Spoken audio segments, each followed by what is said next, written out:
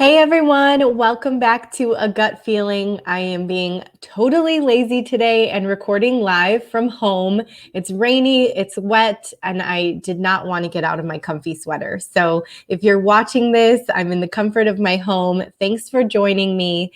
Today we're going to switch gears a little bit. I'm actually going to talk about weight loss, which you guys know it's not something I normally talk about. And the reason why I don't normally talk about weight loss is because I like to focus on the healing journey.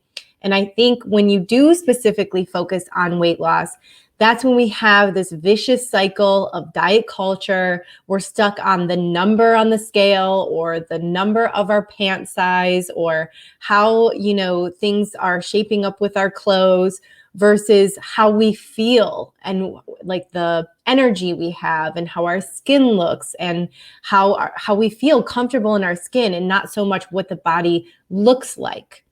So why I'm focusing on it today, or do kind of dribble it in here and there and do talk about it, is because of weight loss resistance. Weight loss resistance is usually a combination of a few things that happens in the body. It can be from gut issues. It can be from hormonal imbalance. It can be from, the wrong approach to your fitness and nutrition for a woman. If you think about it, we've literally been hand-fed lies for, decades about what our bodies should look like, about the food we should eat, specifically from the diet industry. So the diet industry, wants to keep everybody super, super thin, on a minimum of calories, and always, what seems like always, either on a diet or, diving, deep bombing into chocolate because we deserve it. And, there's no in between. So today I really want to focus on creating balance for you and really understanding the 5 reasons why you can't lose weight and what you can do to start to shift into the healing journey. Let go, break free of diet culture, really start to form a healthy relationship with yourself and food and your stress and everything around you so that you can thrive, so you can feel comfortable in your skin. Will weight come off? Yes, of course it will come off, but it's not going to come off if you're forcing your body to do something or shaming or guilting your body into that. That's not how we lose weight. I like to say all flow, no force. We don't want to force anything. We don't want to try to get into a dress by Saturday or drop 10 pounds by that next wedding you have or whatever it is. We need to honor our body. We need to nourish our body and give it the support it needs. So I'm going to go through these 5 reasons. I'm going to give you some simple tips of what to throw in. Again, I know that sometimes when you're beginning a journey like this, it can be very overwhelming. So throughout this, I'm going to prompt you to book a discovery call for support. The discovery call is a great 20 to 30 minute one-on-one video phone call with me. If you're watching YouTube, here's the link below. If you are listening, you can get that link on my website, jaclynreneewellness.com, or on my Instagram at Jaclyn Renee Wellness. So the reason why I'll be prompting you throughout is because I went through my own healing journey with diet culture, I had poor self-worth, terrible, body image. I never really felt comfortable in my skin until I started creating a healthy relationship with self. Once I started to do that, the weight fell off, the weight maintained because I let go of this weight that I should be or this way that I should look. And I really just focused on how my body needed to heal. Once I focused on how my body needed to heal, my body just listened. It was all flow and no force. So the reason why I say that is because along the way, I needed support. I was so overwhelmed with all of the protocols and all of the ways that we could do things, all the things we could change, that I felt, where do I even begin? So it's important to have support. So if you're listening and these things help you, that's awesome. You can focus on 1 or 2 throughout. But if you're like, okay, I really want to dive in and I need support, that's when you can book that discovery call. So Anytime. I love connecting with you guys. There doesn't have to even be an intention of working with me. Sometimes it's just nice to connect with someone to know you're on the right path. So go ahead and book that if you do get overwhelmed or you're ready for some guidance in your journey. In addition, before I jump into these 5 reasons why to lose weight, why you're not losing weight, I would love your support. If you're not yet already subscribed via YouTube or Spotify or iTunes, just go ahead and click that subscribe button. That helps me out, lets me know that you're watching and you love the content. And if you feel called to, please leave a review. You can also screenshot what you're watching or listening to and put it on your Instagram story. Don't forget to tag me at Jaclyn Renee Wellness. This always helps to get the word out and share with friends and family all of this helpful information. So thank you guys. I'm so grateful for this community. Okay, so 5 reasons why you're not losing weight. Bingo, okay? Number 1, the reason why women do not lose weight is because of estrogen dominance. Now, estrogen dominance is when there's an imbalance of too much estrogen and it's overtaking the progesterone. So we love a nice even balance of estrogen in the first 2 weeks of the cycle. Then we want the estrogen to come out and we want progesterone to come up in the last 2 weeks of the cycle. But so many women are estrogen dominant that it takes over the progesterone. So we have a wee little bit of progesterone and a lot of estrogen. Well, what comes with that besides weight loss resistance is gut issues, hormone imbalance, headaches, irritability, anxiety, acne. You'll definitely see it in the skin. And so, of course, the body is not functioning properly. Now, the liver is really responsible for delegating the estrogen. You know, I always call it the Beyonce of the organs. And so this estrogen builds up in the liver, making the liver sort of like sludgy, and then offsets. The woman's body is like a game of dominoes, and click one domino and they all fall down. And so it kicks off like a domino effect of all of these symptoms and problems when we just started here with the estrogen dominance. So here, how do we accumulate estrogen? How do we get estrogen dominance? Well, pretty much from 3 major things. Environmental toxins like poor air quality or, mold in the house, different things like that can raise estrogen levels. The second reason is poor diet, toxic triggers like excess amounts of caffeine, sugar, alcohol, heavy carbs or simple carbs, overeating, not treating the body really well. That's another reason this average American diet is very high and causes a lot of estrogen dominance, high in carbohydrates and sugar. And the third reason is because of lifestyle, anxiety, working too hard, stress, putting that stress on your body can really create an imbalance in hormones, and that's where you can get some estrogen dominance. In addition, there's kind of like an extra element here. Beauty products and body products are full of chemicals and they wreak havoc on our body and specifically cause a spike in estrogen. They're very estrogen dominant. So cleaning out your, beauty products and body products to no fragrance, no parabens, no phthalates, that kind of stuff is really helpful. So now, I did talk about the liver a lot in my last podcast, the cleansing for gut health and longevity. If you haven't checked it out, go back 1 episode and listen to that more, because you can learn more about estrogen dominance and cleansing the liver from that, information about cleansing the liver. So definitely check that out before you dig into this if you don't know about it, because that'll give you more information. So let's say you're like, wow, that really sounds like me. I definitely think I have estrogen dominance. So what can you do? Here are a couple tips to help you through estrogen dominance that will help clear that out.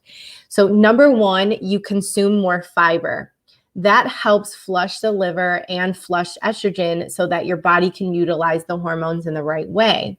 You want to increase fiber in the right way. You want to do it slowly, because if you do it too quickly, you can really get more bloated. You can overload your body. So adding in maybe a little bit of fruit, a little bit of vegetables per day to get up to two to three servings of fruit and 4 to 5 servings of vegetables a day.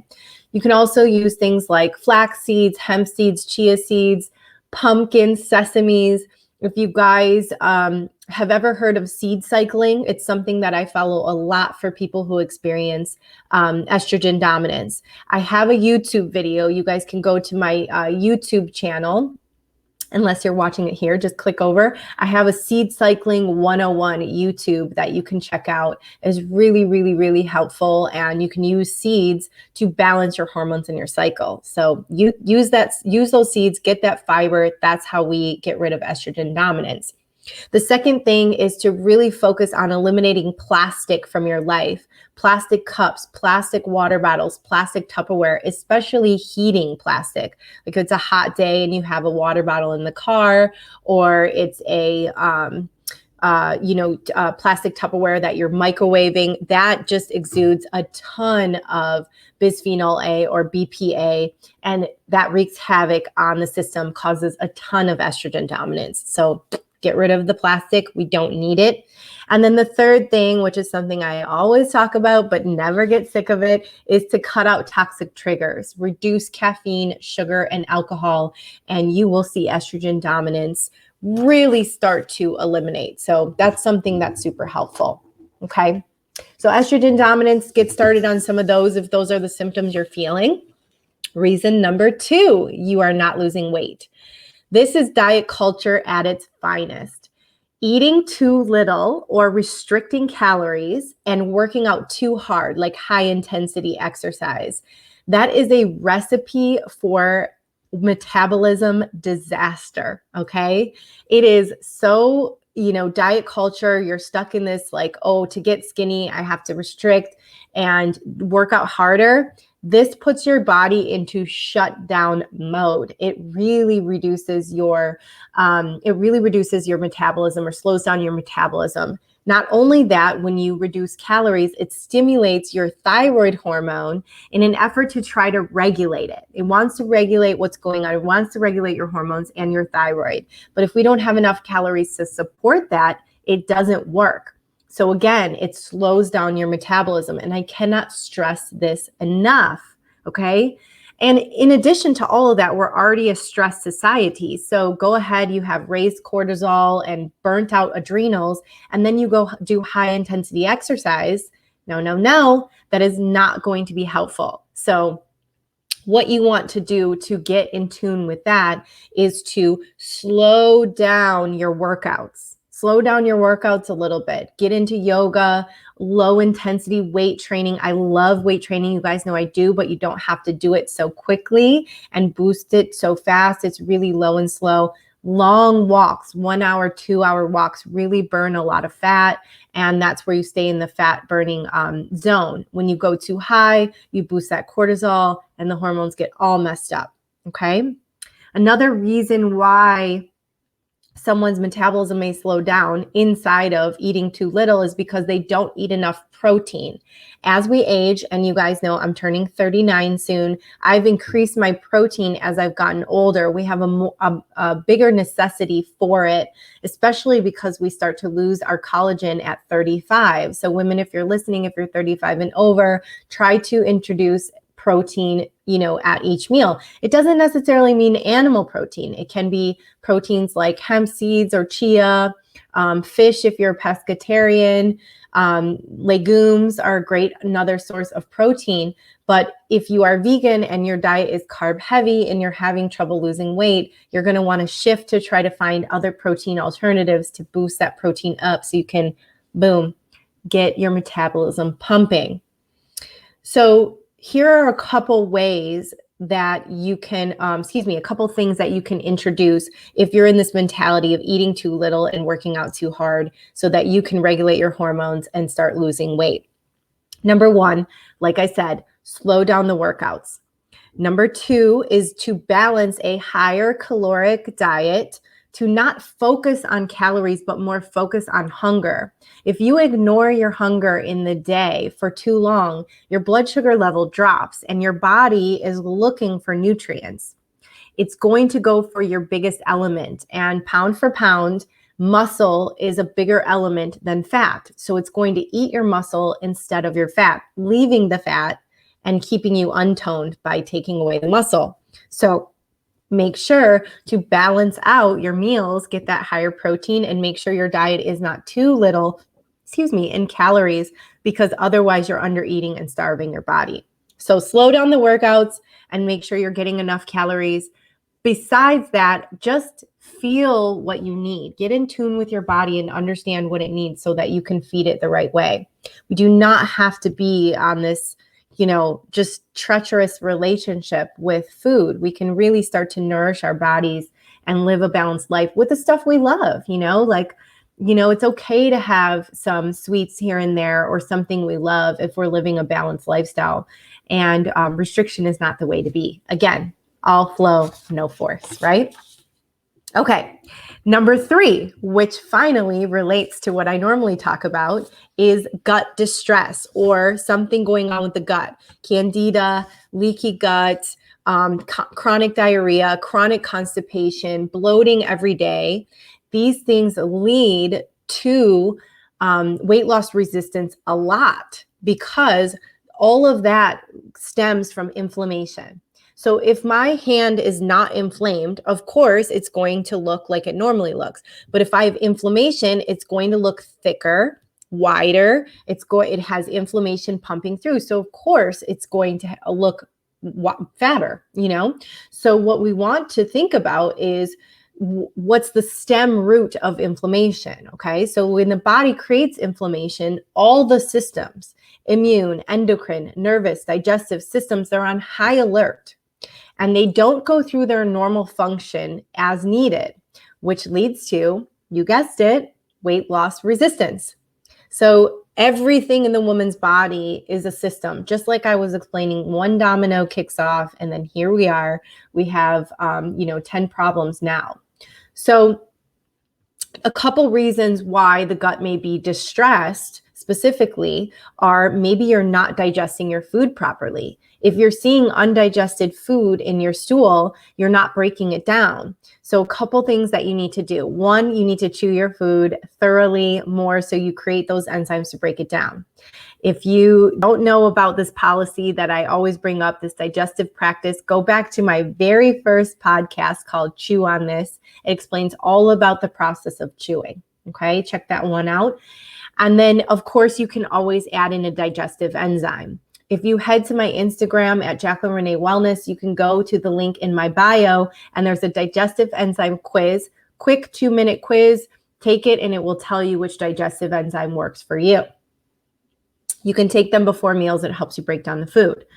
Now, another reason of not eliminating is because you're chronically constipated. And this is a big part of your 3 detox pathways: pee, poop, and sweat. Okay. If you're not doing those, if you're not sweating and pooping and peeing, I feel like all of us pee, but we need to get the sweat and poop in there too.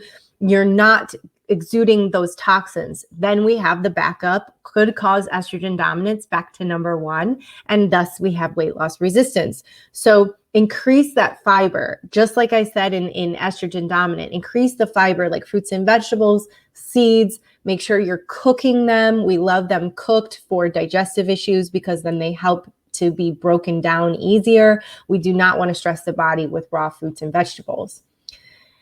Then we go into the gut healing journey. We want to start working on the gut slowly. This is what I do for my clients. This is why I'm prompting you to book a discovery call, because if you're experiencing gut issues and weight loss resistance, the first place to always start is in the gut. You can't focus on the weight first. We need to heal the gut. So let's get your gut healing journey started. Go ahead and book that discovery call. We can start to break through, peel back the layers of a personalized program for you. I'm big on bio-individuality. We got to use that as we get through. And of course, healing the gut takes time. So we can use things like diagnostic testing, food sensitivity tests, and stool samples to get you going in the right direction. gotta heal the gut first before you do anything else. Focus on anything else, even the hormones, because this is where all of it begins. All disease begins in the gut, and we need to work on it so that we can start to get the body reducing inflammation and get it moving in the right direction so that you lose the weight. Number 4 reason why we do not lose weight is because of vitamin and mineral deficiencies, okay? Now, this is something that you can check with your internist or PCP. You can have your vitamin levels checked. I have a process of going through to see, by symptoms if someone is mineral or vitamin deficient, which a lot of people with gut issues are, and in general, we are as a society, because the soil has changed over time, our environment has changed over time, the climate is different. So we really need to check in and see if our vitamins and minerals are low so we can put them in. One of the biggest vitamins and minerals that's low for many, many people is vitamin D, especially if you're here in Michigan with me, or if you're on the East Coast and we do get some rain. So vitamin D, how you can get it from food is through quality, organic, pasture-raised eggs and wild-caught fish. That's 2 great ways to get that in.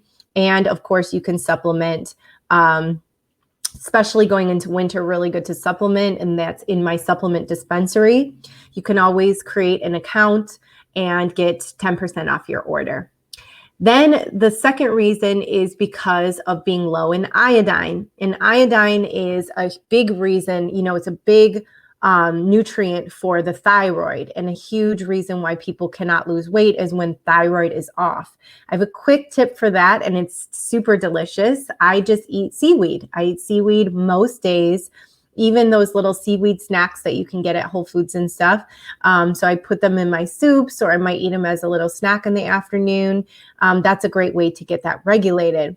And then the last vitamin deficiency that can contribute to weight loss resistance is zinc. Zinc triggers the thyroid hormone receptors in the brain. So this is where it all begins, right? And that is what recognizes whether they're low or high levels of thyroid going on. So you can supplement with zinc, and that can help to trigger that response in the body that says, oh, let me turn the thyroid on, let me get the metabolism going and lose weight.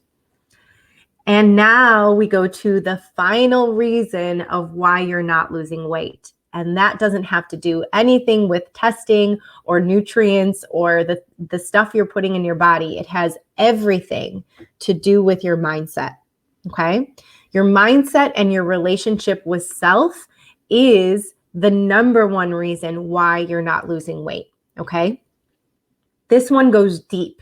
Back to how you were introduced to food as a child, the stories that you created over time, maybe how your family or your parents taught you about food or what weight means to you, or how they even respected their body, which taught you how, in turn, maybe not to respect your body or how to respect it. And this is a big part of, this is exactly where I start with clients, okay? We like to go in and look at connecting with values and understanding your why, releasing those old stories and patterns that keep you stuck in the mentality of that you need to be on a diet to lose weight, or that you're not worthy of it or not worthy of healing. And that the relationship that you have with self, the true relationship that you have with self, in turn into the relationship you have with food, is how we get off the diet roller coaster and into our healing journey. Okay, very important here of shifting mindset. And this is exactly where I start with clients. So you can stop sabotaging your healing journey. Stop feeling sorry for yourself on those days and thinking you deserve bad things when you really deserve good things. And, get out of that bargaining mode and into the empowering mode.